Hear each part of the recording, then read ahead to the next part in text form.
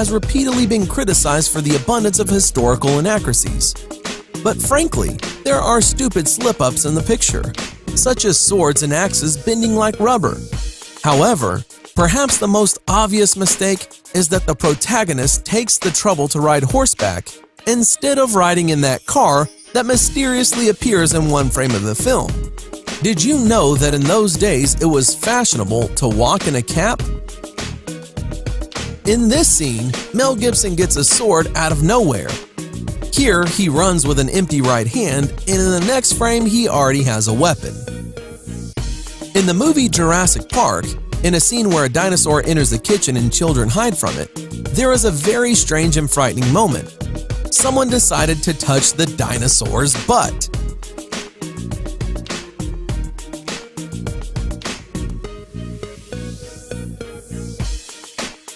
In the movie The Dark Knight Rises, here's the first time we're shown that Batman has a fighting technique called non-contact combat. How can you explain this scene? During a fight, one of the opponents falls without any contact to him.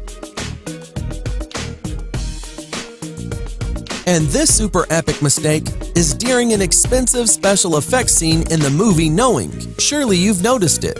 When Nicolas Cage comes to the policeman on the road, he begins to step back, looking behind him. Nicholas also turns around and is amazed at what he saw, but the falling airplane is coming from the side. Look again at this mistake.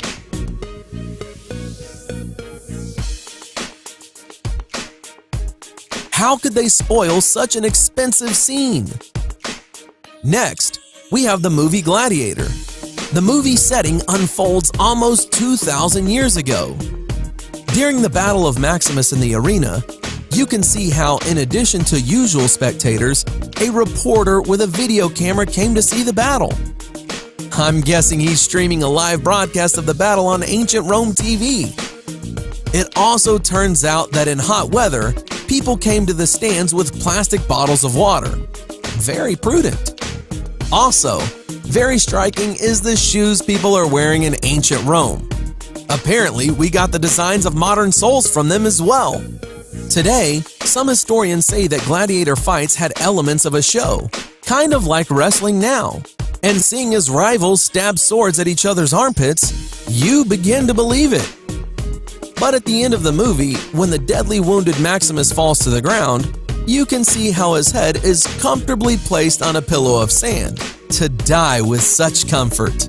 But to be honest, it's no surprise that Maximus eventually died, because he had a very bad coagulation of blood. This can be seen at the beginning of the film when in Germany, he was injured by one of the soldiers in the shoulder. But here, he is in Spain, and the wound is still bleeding. Although to get from Germany to Spain, you must ride at least a month to get there on horseback. And again, hit the enemy's armpit. And poor Maximus at this moment, someone pours on the side with